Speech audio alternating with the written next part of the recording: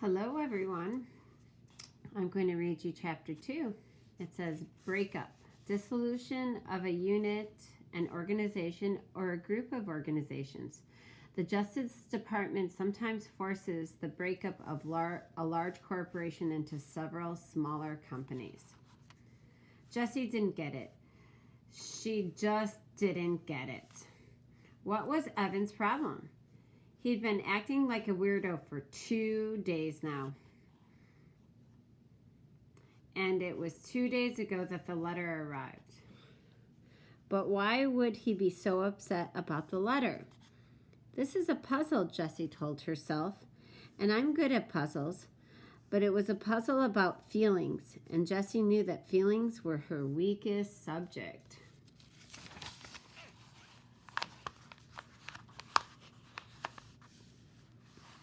Jessie sat in the cool darkness of the basement and thought back to Monday, the day the letter had come.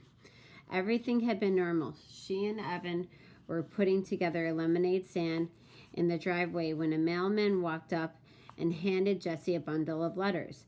Evan never bothered to look at the mail, but Jessie was always entering contests and expecting to win, so she flipped through the letters right away. Boring, boring, boring, said Jessie as each letter flashed by. Hey, something from school. Addressed to Mom. She held up a plain white envelope. What do you think it is? Don't know, said Evan. He was in the garage uncovering the small wooden table they usually used for a stand. It was buried under 2 snow tubes, 2 boogie boards, and a garden hose. Jessie watched while Evan gave a mighty pull and lifted the table up over his head. Wow, he's gotten so big, thought Jessie, remembering what Mom had said about Evan's growth spurt. Sometimes Jessie felt like Evan was growing twice as fast as she was. Growing up, growing away. It looks important, said Jessie. It looks like bad news, is what she thought in her head. Was there a problem, a complaint, a mix-up? A nervousness she'd been feeling about skipping to 4th grade suddenly burbled up inside her. The table's really dirty, said Evan. Do you think we can just cover it with a couple cups and a pitcher and no one will notice? Jessie looked. The table was streaked with black. No, Evan groaned. I'll clean it, said Jessie. Evan had only agreed to have a lemonade stand because it was one of her favorite things to do. The least she could do for him was clean the gunk off the table. Maybe, she said, holding up the envelope again, they're postponing school. Maybe the first day isn't going to be the next Tuesday. You think? That's got Evan's attention. Let's ask Mom to open it, he said. Up in the humming cool of the office, Mrs.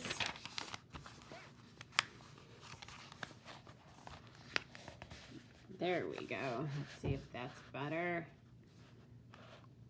Mrs. Tresky read the letter through once. Well, she said, this is a curveball. She looked right at Evan. Jessie thought her face looked worried. Evan, you and Jessie are going to be in the same class this year. You both have Mrs. Overton. Jessie felt relief flood her entire body. The same class? If she could have wished for one thing in the whole world, that what she would have wished for. She would be with Evan, and Evan would make everything easier. He would introduce her to all the 4th graders. He would show them all that she was okay, not some puny 2nd grader who didn't really belong. But Evan didn't look happy. He looked angry. Why? He asked in an almost shouting voice. Mrs. Tresky scanned the letter. Well, the classes were small to start with, and now some of the 4th graders they thought would be attending aren't because they're moving or switching to private schools. So they need to combine the 2 small classes into one bigger one. That is so unfair, said Evan. I wanted Mrs. Scobie. And I don't want, he looked at Jessie. That is so unfair. Jessie was surprised. That was great news. Why didn't Evan see that. They always had fun together at home. Now they could have fun in school too. It'll be fun, she said to Evan. It will not be fun, said Evan. School isn't fun. And then he stomped downstairs and locked himself in his room for the rest of the afternoon. They never finished the lemonade stand, and here it was 2 days later, and Evan was still locked up. Even though he wasn't in his room, he wouldn't talk to her and he wouldn't play with her. So Jessie just went up to her room and did what she always did when she was upset or angry or sad or confused. She started reading Charlotte's Web. Hey, my guys who are reading Charlotte's Web. She had read the book about 100 times. She was at the good part, the happy part. Wilbur had just been named some pig, and he was getting all kinds of attention from the Zuckermans and the whole town. But Jessie couldn't settle into that happy feeling, the one that usually came when Charlotte said, I dare say my trick will work and Wilbur's life will be saved. Instead, she kept noticing an unhappy feeling, tap, tap, tapping on her shoulder.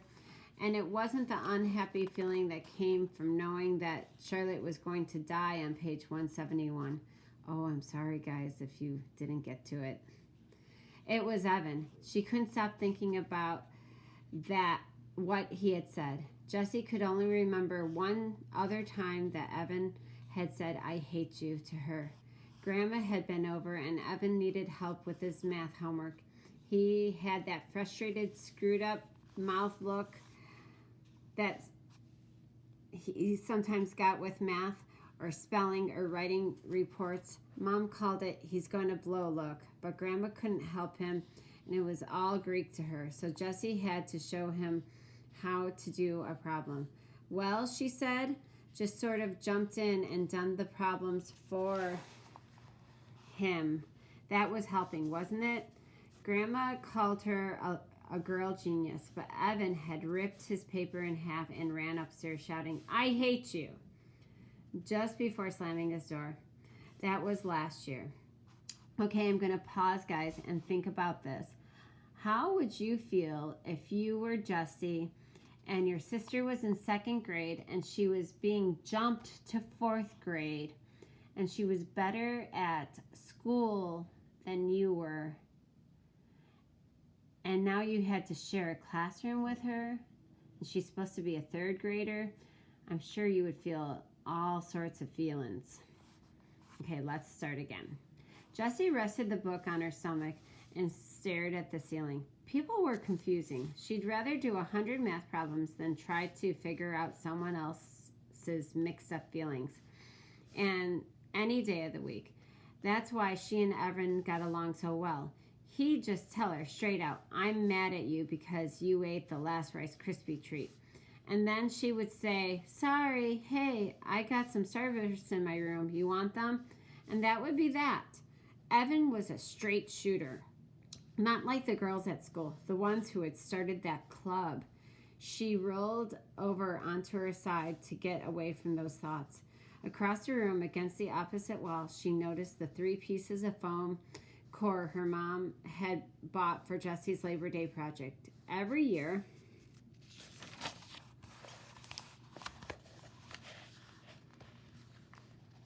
the Rotary Club sponsored a competition for kids to see who could come up with the best display related to the holiday.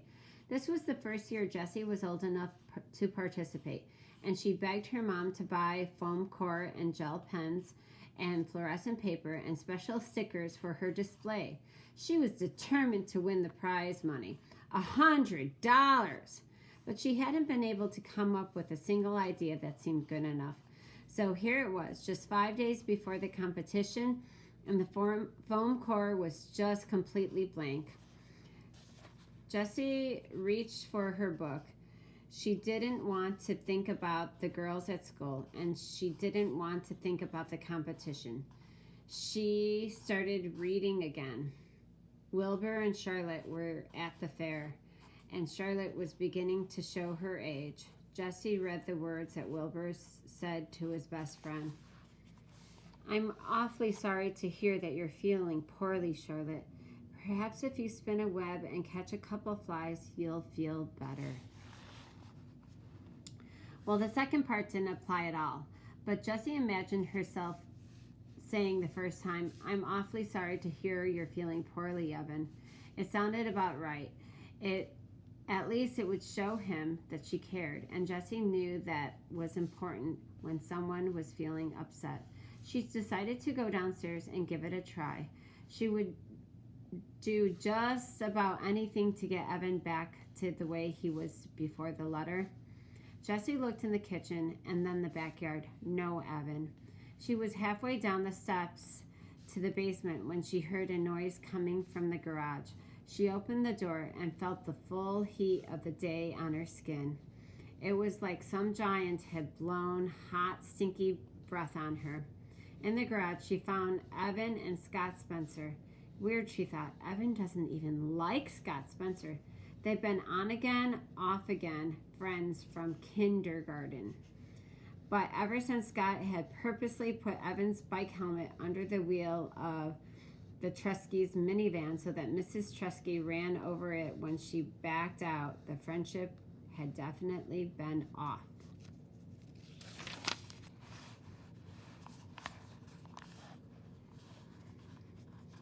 Jessie looked from Evan to Scott and back again.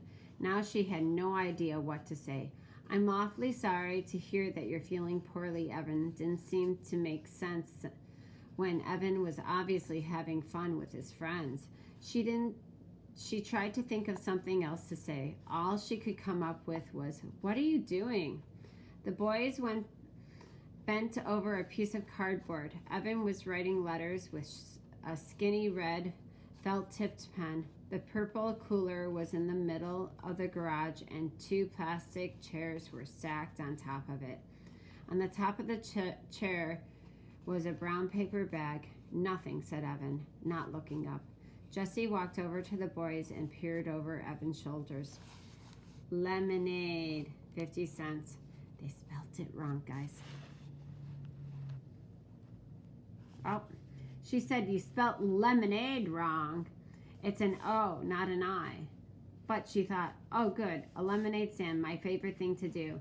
The boys didn't say anything. Jessie saw Evan's mouth tighten up. You want me to make the lemonade, she asked. Already made, said Evan. I could decorate the sign, she said.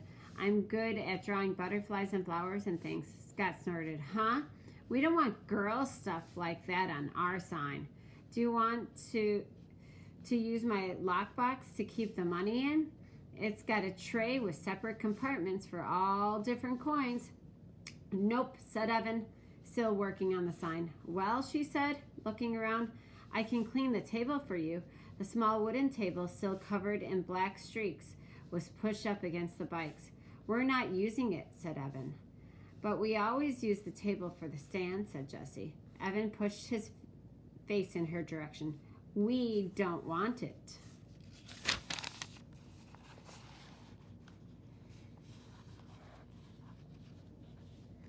Jessie took a couple steps back. Her insides felt runny, like a fried egg that hasn't cooked enough.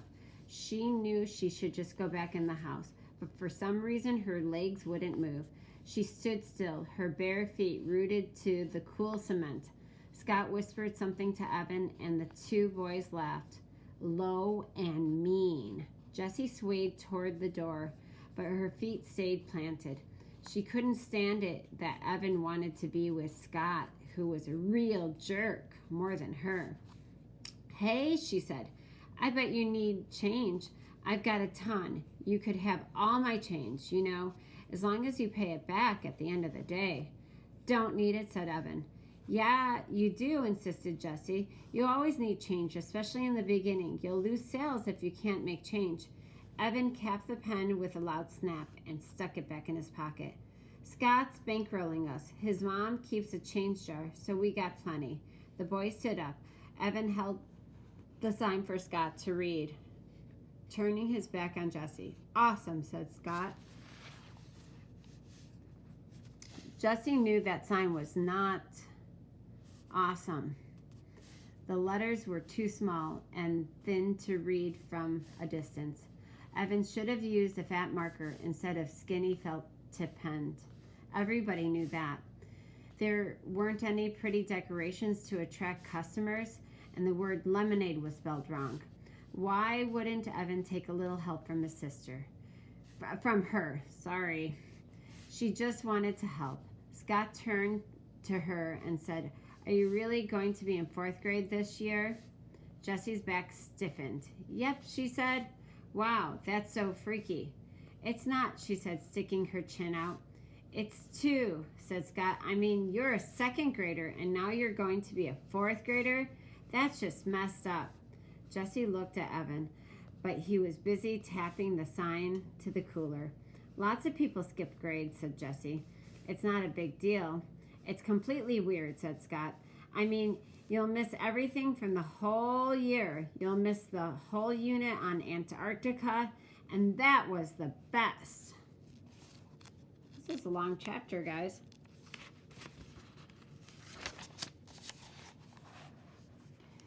And the field trip to the aquarium and the thing where we sent letters all over the country. Remember that, Evan?